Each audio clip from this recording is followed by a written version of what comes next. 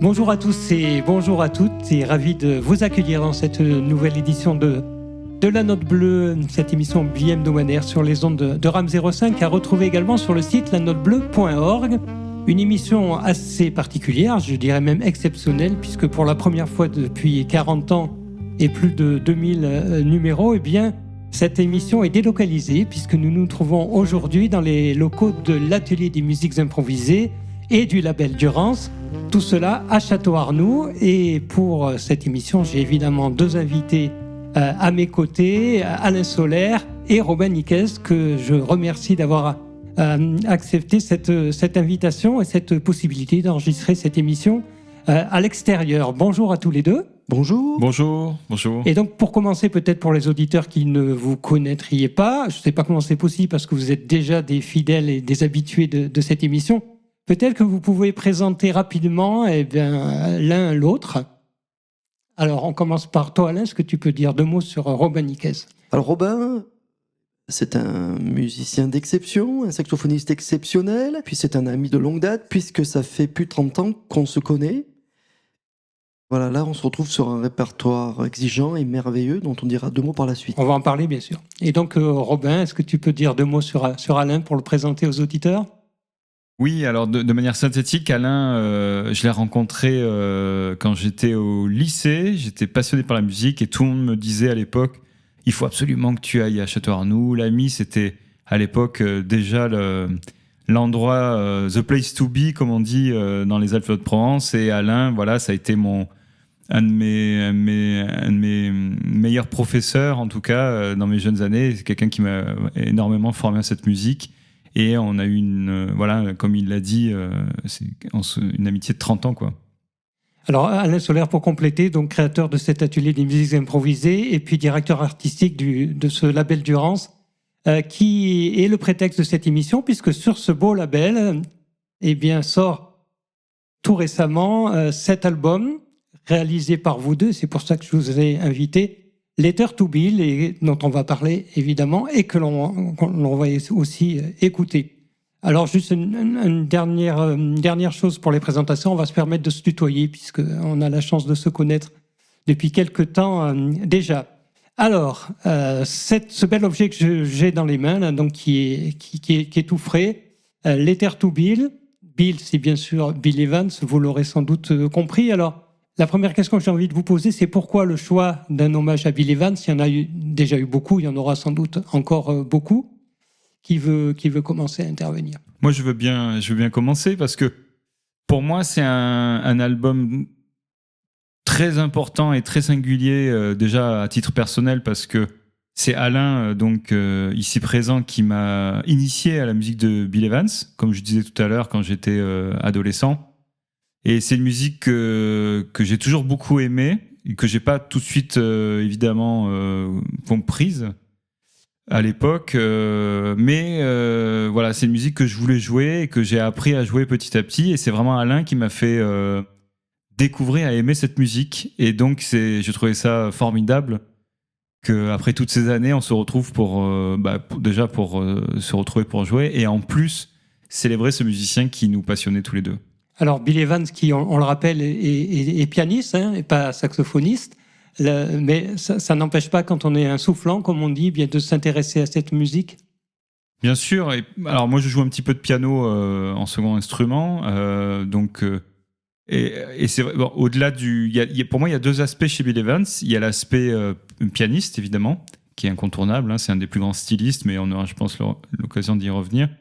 Mais il y a aussi l'aspect compositeur, et comme moi je suis compositeur aussi, je suis très sensible à son univers, et je trouve que avec n'importe quel instrument, on peut pénétrer l'univers de Bill Evans, et moi j'adore ses mélodies, quoi. Voilà. Alors, Alain Solaire, c'est pas la première fois que sur le label Durance on s'intéresse à cette musique. Il y a déjà eu un opus il y a quelques années. C'est vraiment un personnage, un compositeur, un musicien, et puis peut-être un être humain tout simplement, qui te tient à cœur et qui a marqué ton parcours musical ? Oui, alors c'est vrai qu'il y a le jazz et il y a des univers dans le jazz. Et on sait bien que cette musique est vraiment riche de ses diversités. Et Bill Evans, moi j'ai eu une affinité immédiate lorsque j'ai une petite pensée pour lui.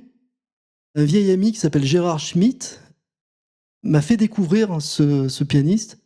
Et effectivement, je suis tombé tout de suite en amour avec sa musique, son toucher pianistique. Et puis, en plus, comme l'a dit très bien, très justement Robin, sur ses compositions, ses mélodies, il y a aussi son art qui consiste à avoir fait la révolution dans l'art du trio. Donc il y a l'interplay qui arrive, il y a toutes les fonctions historiques du jazz qui sont un peu chamboulées, sans entrer trop dans les détails. Enfin, il y a quelque chose qui me touche beaucoup en termes d'interplay et de jeu collectif, aussi chez Bill Evans. Et puis il y a une histoire aussi liée aux musiciens avec lesquels Bill a enregistré. Les fameux trios. Pas que, notamment plutôt le fameux quintet, les fameux disques en quintet, et je pense notamment à un disque qui s'appelle Affinity. Avec Tom Harrell et Larry Schneider. Alors Affinity, c'est plutôt avec Toots Thielemans et Larry Schneider. Et celui dont tu parles, Jean-Bernard, c'est We Will Meet Again, avec Tom Harrell qui remplace donc Toots, où il y a toujours Larry Schneider. Et effectivement, ces disques m'ont marqué beaucoup, je pense que pour Robin aussi. Et j'ai eu l'immense privilège et joie et honneur de jouer avec Toots et aussi avec Larry Schneider. Donc il y a vraiment un lien fort avec cette musique incarnée par des musiciens qu'on a rencontrés. Robin aussi, puisqu'on a enregistré avec Larry Schneider. Je crois que c'était le tout premier disque de Robin aussi, était en compagnie de Larry. Donc il y a quelque chose aussi de très fort dans les gens, dans les personnes qui ont cheminé avec Bill. Et effectivement, Robin incarne ça aujourd'hui merveilleusement bien avec son... Pour moi, c'est un des plus beaux sons de saxophone en France. Et avec la sensibilité que je lui connais, évidemment, lorsqu'il a eu, parce que c'est lui qui a eu l'idée de cette lettre to Bill, eh bien, voilà, quoi, ça ne pouvait que s'organiser avec lui. Et ça me fait vraiment chaud au cœur d'avoir fait cet enregistrement et de poursuivre par des concerts cette aventure qu'on mène en duo, quoi. Alors, avant de rentrer dans les détails de la genèse de ce projet, qui arrive à son aboutissement avec la sortie du CD puis les concerts qui vont suivre, une dernière chose autour de Bill Evans, peut-être Robin, ça fait un certain temps déjà qu'il n'est plus parmi nous. Comment ça se fait selon toi qu'il a toujours cette importance dans le monde du jazz et ceux qui aiment ce style de musique? On pense à Monk, il y a encore beaucoup d'hommages à Monk, même aujourd'hui. Il y a encore des hommages à Bill Evans. Comment ça se fait que 10 ans, 20 ans, 30 ans, 40 ans, 50 ans après, même plus, il y a certains musiciens qui donnent toujours lieu à ces hommages? En un mot, Kind of Blue. Kind of Blue, c'est Bill Evans. Et quand on lit l'autobiographie de Miles Davis par Quincy Troop, Miles parle de Kind of Blue, ce disque légendaire, qui est un des albums encore aujourd'hui les plus vendus de toute l'histoire du jazz. Et Miles Davis a mis du temps, il n'aimait pas ce disque paradoxalement quand il est sorti, et il le dit dans ses biographies, il disait qu'il n'aimait pas ce disque parce qu'on entendait trop Bill Evans et que ça portait trop l'empreinte de Bill Evans. Donc de l'aveu même de Miles Davis, Kind of Blue, c'est d'abord l'ambiance de Bill Evans. Et c'est vrai quand on réécoute l'introduction rubato, la célèbre introduction complètement improvisée sur So What, au début, on entend Paul Chambers faire quelques gammes avec ces quelques notes de piano. On entend déjà tout un son avec le parquet de je crois que c'est colombien. On entend vraiment un souffle. Et cette ride qui commence sur So What tout doucement, c'est mythique, c'est légendaire. Et tout ce disque porte profondément l'empreinte de Bill Evans, et notamment cette ballade qui s'appelle Sketch of Spain. On entend évidemment Peace Peace de Bill Evans, plus un pont, quoi. Donc on voit bien que Sketch of Spain, c'est une composition de Bill Evans avec un pont rajouté, quoi. Alors aujourd'hui, on est en 2025. Vous avez ce projet, il a mûri depuis quelques temps déjà. Les enregistrements ont eu lieu en 2024. Alors racontez-nous un peu la genèse. Moi, vous vous êtes retrouvés tous les deux. Vous vous êtes dit, on va faire un disque sur Bill Evans. Mais après, quand on a dit ça, qu'est-ce qu'on fait? faut choisir le répertoire, il faut imaginer l'approche qu'on va avoir, parce que là, vous êtes un duo, donc guitare, saxophone. C'est pas du tout ce qu'on entend chez Bill Evans à aucun moment de sa discographie. Alors, comment on fait ? Alors, on se disait avec Robin, justement, il y a quelque temps, qu'il n'y avait pas vraiment de duo saxophone-guitare qui avait joué ce répertoire. Tu m'arrêtes si je dis des bêtises, non, Robin. Mais même, je vais même aller plus loin que toi, c'est que je me suis amusé à faire des recherches beaucoup plus générales en jazz sur les duos guitare-sax. C'est pas légion. Mais non, mais c'est pas que c'est pas légion, c'est que quand on arrive à 20 disques, déjà, c'est en cherchant beaucoup. Mhm. Donc c'est vraiment déjà une formule qui est bizarrement peu éprouvée. Et ce qui est totalement paradoxal, parce que la musique de Bill Evans, c'est tellement... elle se suffit tellement elle-même de par la composition que n'importe quelle formule peut mettre en avant la musique de Bill Evans, quoi. Faut la faire ressortir, quoi. Donc l'idée du duo vous est apparue tout de suite comme indispensable, pas eu envie à aucun moment de rajouter une batterie, une contrebasse ou autre chose. Non, l'idée c'était vraiment qu'on se retrouve avec Robin sur la musique, sur ce répertoire-là, en duo. Et après, tout l'enjeu de ça, c'est comment on porte les choses, comment on arrive à... Alors, est-ce que ça commence par le choix du répertoire ? Clairement. Et là, moi, je dois dire que Robin, pour le coup, il a vraiment été très efficient sur la conduite, à la fois artistique et esthétique. Comment dirais-je, d'une façon très précise. C'est un garçon précis.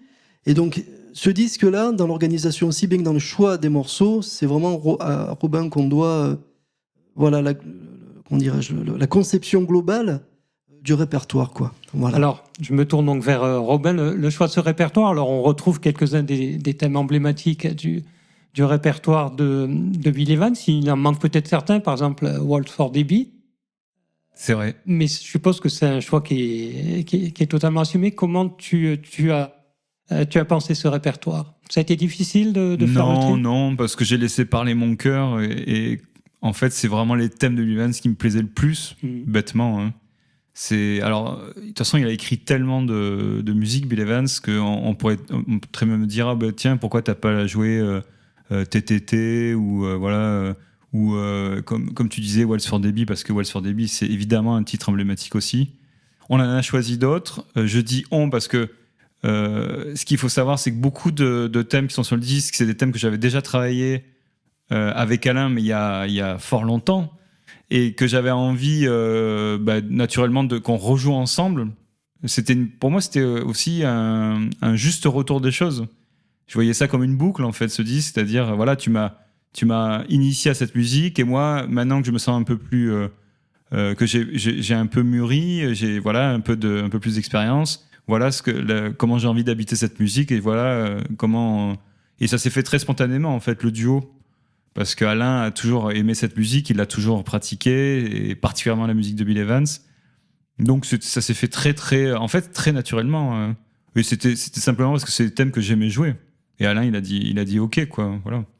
Alors, on l'évoquait à l'instant, c'est vrai que les duos guitare-saxophone, ce n'est pas légion dans le jazz, ni dans aucun style musicaux, sans doute. Du coup...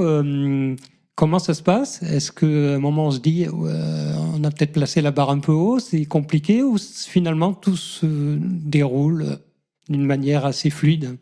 Alors moi j'ai quand même une expérience en duo avec André Jaume sur saxophoniste aussi. Saxophoniste aussi, c'est pour ça. Hein, voilà, je parle de ce duo-là avec lequel on a fait Hymnes, mais qui est une musique très finalement organique, très libre, free. Et là, le répertoire, c'est pas du tout le même registre non plus esthétique, mais il y a l'idée d'être ensemble à deux. Donc j'ai quand même cette expérience-là du duo. Mais là, le répertoire est d'une exigence folle, quoi. Parce qu'il y a des accords, pour le coup, beaucoup.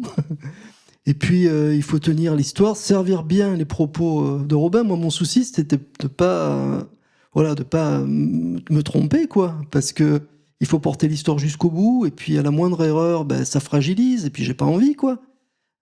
Que la musique soit pas là, et voilà, donc, puis je me vieillis, et Robin est plus jeune que moi, donc voilà, il y a une énergie qui est belle à voir, donc moi ça me stimule, ça me réveille un peu aussi.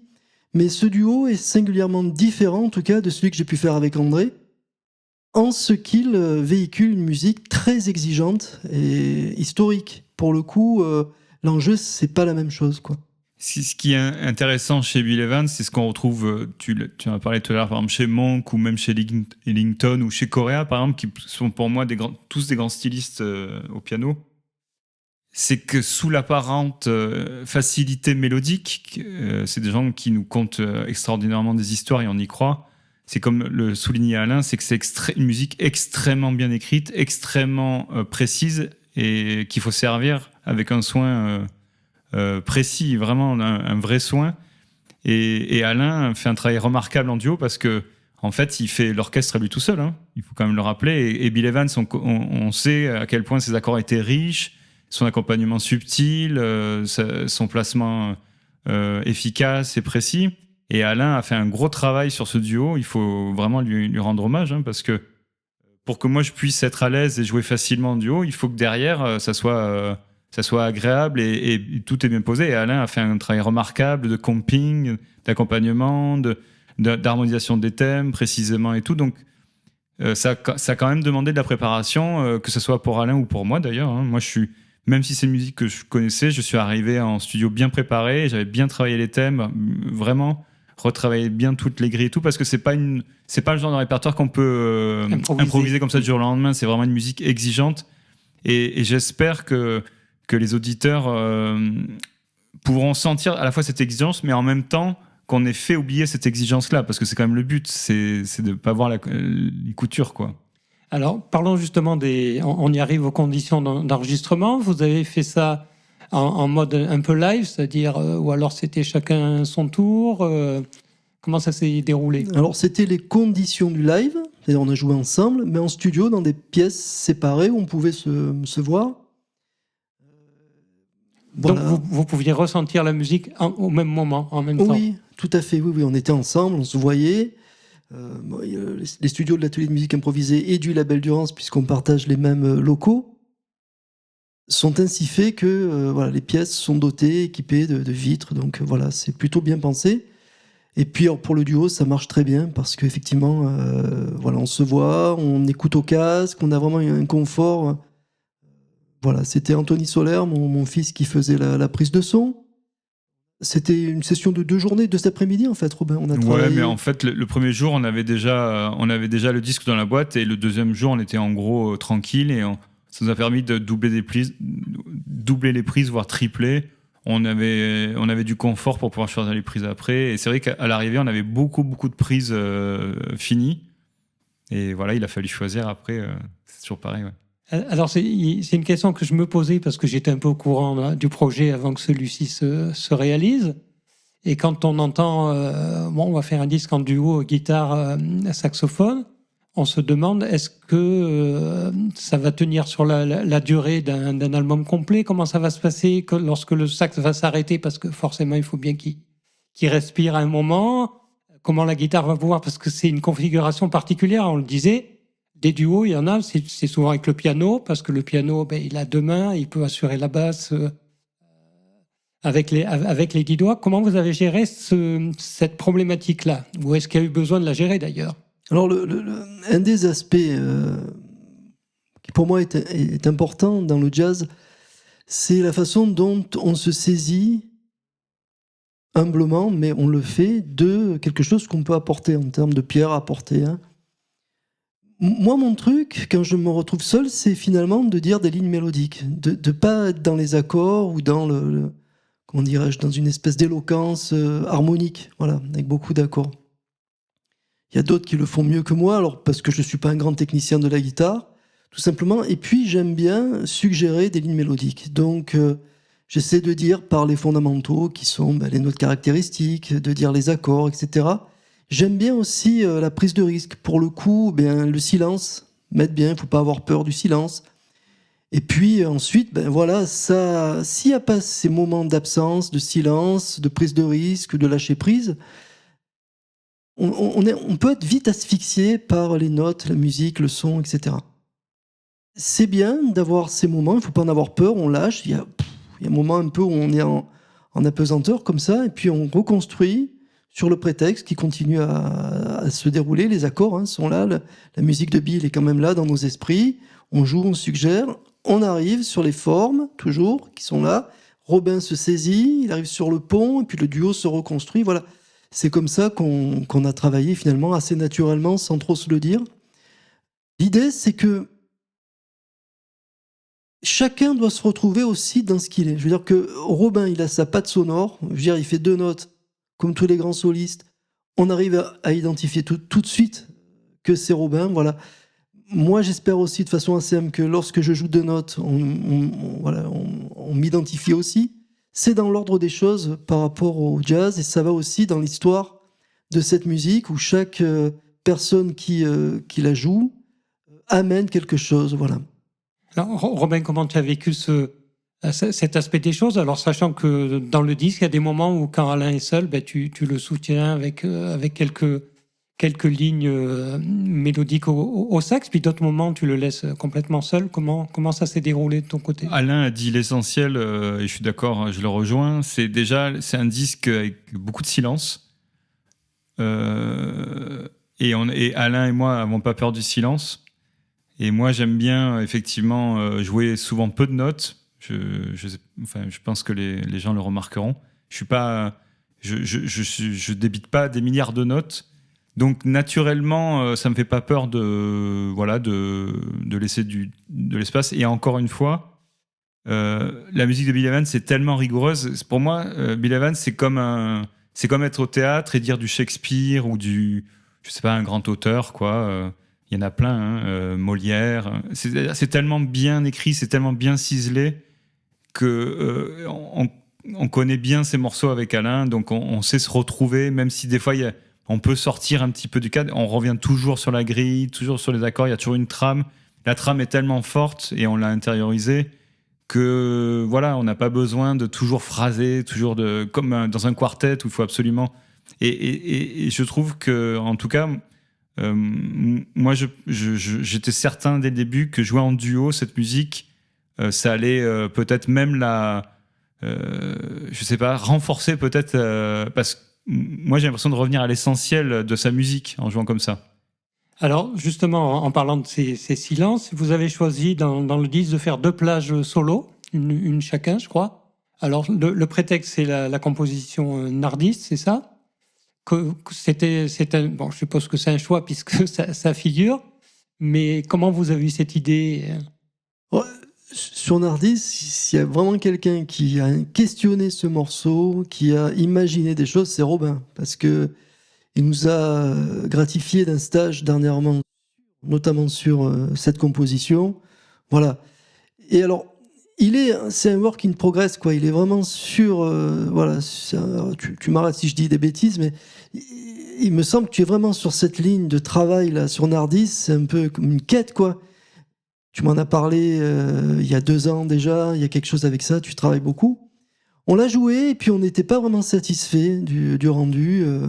La barre était très haute. J'ai senti chez Robin qu'il y avait vraiment une quête. J'ai compris sur le stage avec toutes les échelles mélodiques dont il se sert que voilà, ça rigolait pas, comme on dit.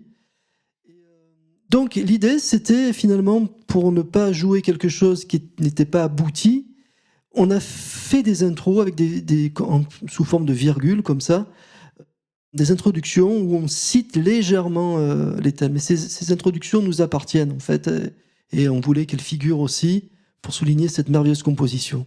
Oui, je rejoins Alain. C'est vrai que moi, j'étais en plein travail, work in progress sur Nardis, et il y a un côté, des fois, sur certains morceaux, on a un côté obsessionnel où on ouvre des tiroirs, il y a un autre tiroir, et sur Nardis, à chaque fois que j'ouvrais un tiroir, il y a un autre tiroir qui s'ouvrait, et je trouvais des nouvelles idées et tout, et au moment où on l'a enregistré, et je trouvais surtout que, déjà, j'étais pas totalement satisfait de ce que je faisais, et en plus, je trouvais que la musique qui découlait de ce morceau dénotait beaucoup par rapport au reste du disque, donc j'avais peur que ça dénote, et comme j'avais quand même envie qu'on joue Nardis, on a trouvé le moyen de couper la poire en 2, et on s'est dit en plus ça ferait une bonne respiration dans le disque, donc en fait voilà, c'était le propos, quoi. Alors le temps passe vite lorsqu'on discute de quelque chose que l'on aime, en l'occurrence ici les musiques jazz improvisées et plus particulièrement les compositions et le répertoire de Bill Evans. Alors, ce projet, ça y est, il est abouti, le disque est présent. Je suppose que vous avez envie de le partager avec le public et je crois qu'il y a différents concerts qui sont prévus. Alors, soit ici, dans nos régions des Alpes du Sud, soit un peu plus loin à Paris, puisque c'est là que tu résides, Robin. Ah oui, alors dans une actualité proche, on a la chance de jouer le samedi 26 à Villars-Colmar. On a été invité, programmé dans le cadre de la montagne en jazz, je crois que c'est ça. Tout à fait, c'est ça, oui. Voilà, et c'est Jean-Marc... Jean-Marc Rieulier, voilà, c'est ça. qui organise le festival depuis de longues années, enfin quelques années, et qui porte ça vraiment à bout de bras avec toute une équipe, et on l'en remercie chaleureusement, quoi. Et après, on va se produire le 9 août, samedi 9 août à Rougon. Voilà. Et puis, donc, le disque doit sortir le 12 septembre. Et le 13 septembre, nous serons à Paris. Le samedi 13 septembre, nous serons à Paris au Sunside. Voilà, pour la première série de concerts promo pour le disque, quoi, oui. Alors, les auditeurs de la Note Bleue auront de la chance, puisque vous m'avez fait le beau cadeau de me mettre à disposition un des morceaux que vous n'avez finalement pas sélectionné et que j'aime beaucoup, c'est la fameuse composition Périscope de Bill Evans que vous avez enregistrée et bon, qui finalement ne paraît pas dans l'album, mais que les auditeurs pourront entendre dans le bonus, dans la version longue de l'émission. J'aimerais aussi dans ce bonus peut-être que vous choisissiez chacun un morceau de Bill Evans dans une configuration particulière. Je vous le demanderai peut-être hors antenne et puis là, les auditeurs découvriront votre choix unique si vous deviez partir sur une île avec un morceau de Bill Evans, lequel ça serait. Ça sera à découvrir dans les bonus de l'émission. Merci beaucoup Alain Solaire, Robin Niquez de nous avoir reçus. Déjà Alain dans les locaux ici de l'Atelier des musiques improvisées et du label Durance. Toutes les actus du label de toute façon sont à retrouver sur leur site. C'est labeldurance.com, c'est ça ? C'est ça. Et puis, Robin, tu as donné les dates des concerts. Et puis, vous aurez sans doute d'autres activités musicales à venir partager avec les auditeurs de la Note Bleue. Merci en tout cas à vous deux pour ces moments d'échange. Et place à la musique également. Merci beaucoup, Jean-Bernard. Merci Jean-Bernard, merci à vous.